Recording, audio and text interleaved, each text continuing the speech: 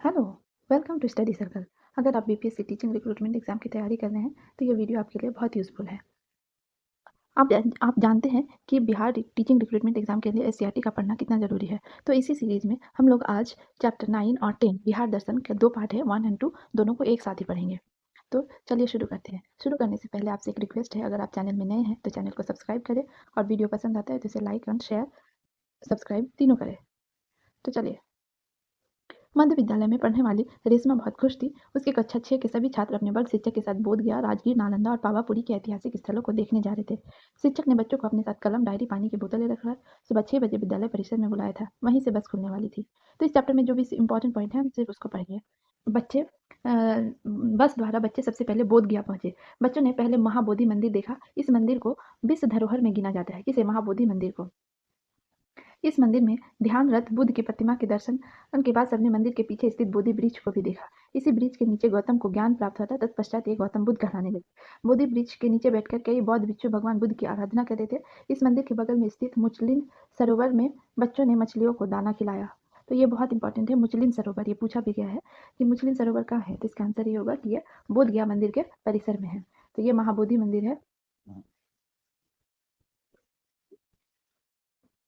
तो मुचलिन सरोवर में क्या था कि मंदिर के इर्द गिर्द कई देशों ने भगवान बुद्ध की मंदिरें बनवा रखी है। बच्चों ने इनको भी देखा और महत्वपूर्ण बातों को नोट किया। बच्चे बस में पुनः सवार हुए और वहां से चलकर शहर के चांद चौरा क्षेत्र में गए। वहां से बच्चे फल्गु नदी के तट पर स्थित विष्णुपद मंदिर देखने पहुंचे। तो विष्णुपद मंदिर कहाँ है? कि चांद चौरा क्षेत्र में है। यहाँ भगवान विष्णु के पदचिन्ह है। इस मंदिर को काले पत्थरों से रानी अहिल्याबाई ने बनवाई थी। तो इस मंदिर को किसने बनवाई थी? रानी अहिल्याबाई ने। वहाँ के पुजारियों ने बताया कि प्रतिवर्ष आश्विन महीने के कृष्ण पक्ष में यहाँ पितृपक्ष का मेला 15 दिनों के लिए लगता है। देश के कोने कोने से आकर लोग अपने पूर्वजों के मोक्ष प्राप्ति हेतु यहाँ पिंड दान करते हैं। विष्णुपद से सभी बच्चे दोपहर 12 बजे के आसपास राजगीर पहुंचे। राजगीर के गर्म जलकुंड में हाथ पांव धोने से बच्चों की थकान मिट गई। तो ये है शांति स्तूप राजगीर।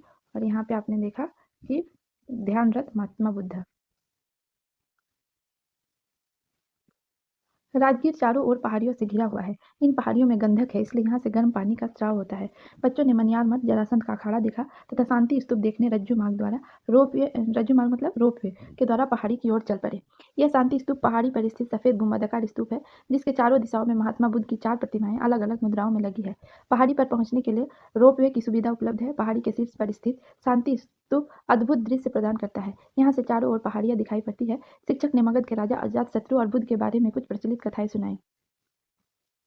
यहाँ पे है, इसके बारे में पूछा था कि राजगीर से चलकर बच्चे 3 बजे अपराह्न नालंदा पहुंचे। रास्ते में शिक्षकों ने बच्चों के लिए खाजा मिठाई खरीदी। ये खाजा मिठाई वाला क्वेश्चन बीपीएससी ट्री 2 में पूछा था। नालंदा में 5वीं सदी में स्थापित नालंदा विश्वविद्यालय के खंडहर अवशेष रूप में है। ये विश्वविद्यालय ज्ञान विज्ञान के अंतर्राष्ट्रीय केंद्र के रूप में विख्यात था। यहाँ नामांकन के लिए प्रवेश परीक्षा होती थी। देश विदेश से लगभग 10,000 छात्र यहाँ रहकर अध्ययन करते थे। बच्चों ने पुस्तकालय छात्रावास को देखा। यहीं पर एक संग्रहालय में कई दुर्लभ पांडुलिपियां और मूर्तियां देखी। कुछ एक बच्चों ने किताबें भी खरीदी। यहाँ से सब पावापुरी स्थित जल मंदिर देखने पहुंचे।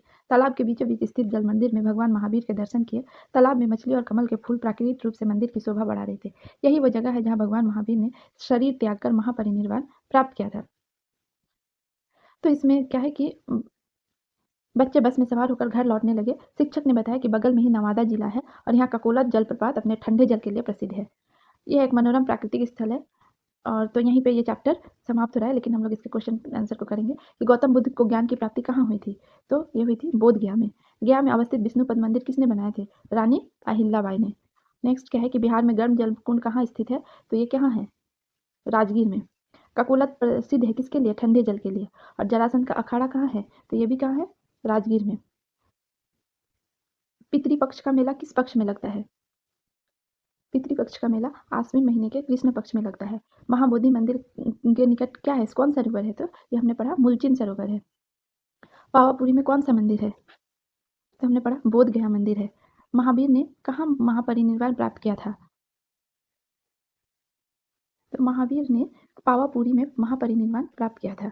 और नालंदा विश्वविद्यालय शिक्षा का अंतर्राष्ट्रीय केंद्र था। तो अब हम लोग पढ़ेंगे बिहार दर्शन पार्ट 2।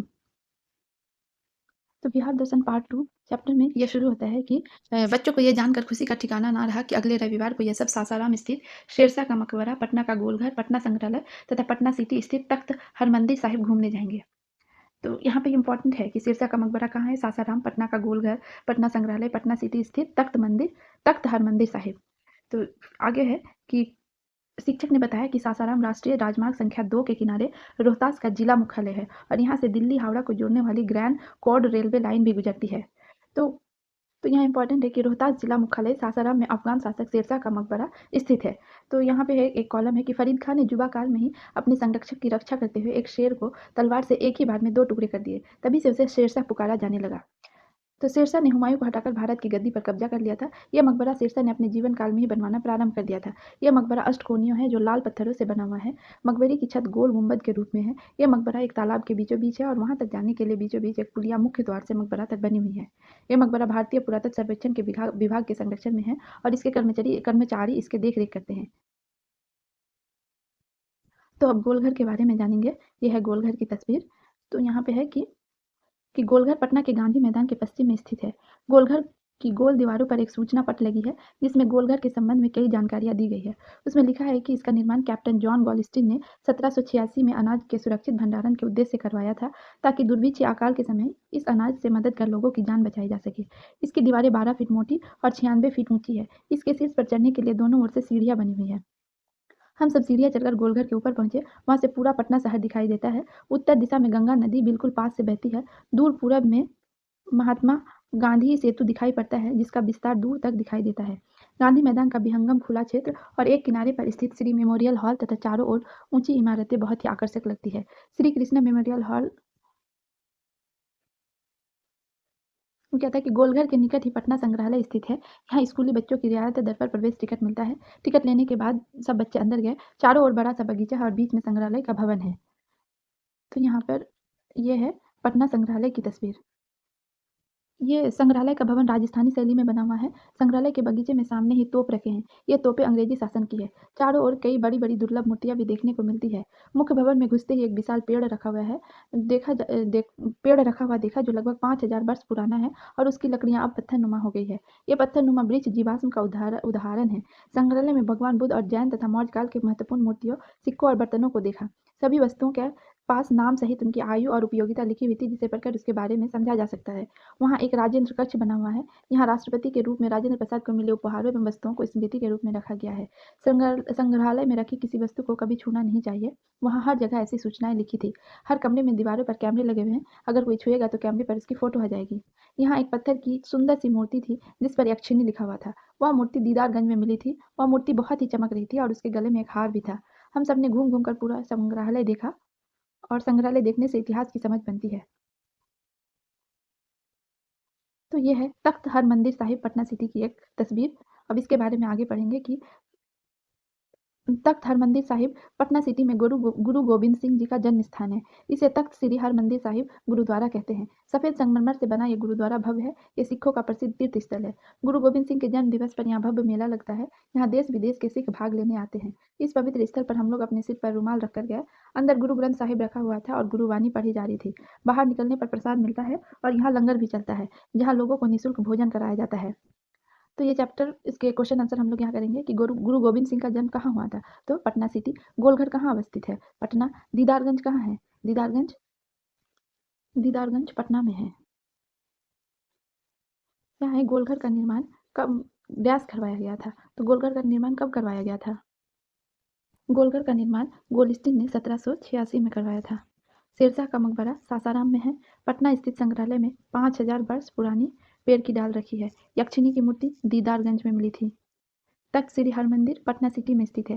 सिरसा का मकबरा अष्टकोणीय है। Grand code railway Delhi Howrah को जोड़ती है। गोलघर का निर्माण किसने करवाया था। गोलघर का निर्माण गोलिस्टिन ने करवाया था। 1786 में गोलिस्टिन ने करवाया था। तो ये आपका बिहार दर्शन पार्ट 1 और पार्ट 2 दोनों समाप्त हो रहा है जो मैंने एक ही वीडियो में करवा दिया है। अगर आपको ये वीडियो अच्छा लगा है तो लाइक करें, शेयर करें और चैनल को सब्सक्राइब करें। हमें आपकी सपोर्ट की ज़रूरत है। Thank you.